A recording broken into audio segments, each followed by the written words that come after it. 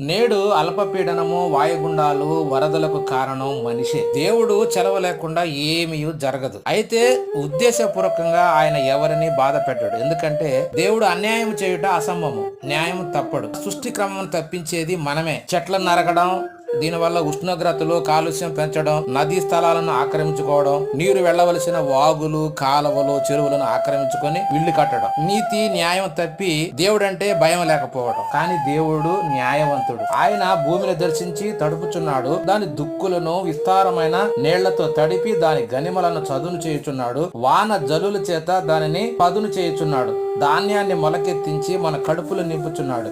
అందుకే ఇర్మియా గారు అంటున్నాడు, రండి మన దేవుడైన యెహోవా యందు భయభక్తులు కలిగి ఉందము. ఆయనే తొలకరి వర్షము, కడవరి వర్షమును దాని కాలమందు కురిపించువాడు. అయితే మీ దోషములు వాటి క్రమమును తప్పించను, కీడు వచ్చుటకు మీ తప్పుడు పనులే కారణము అంటున్నాడు.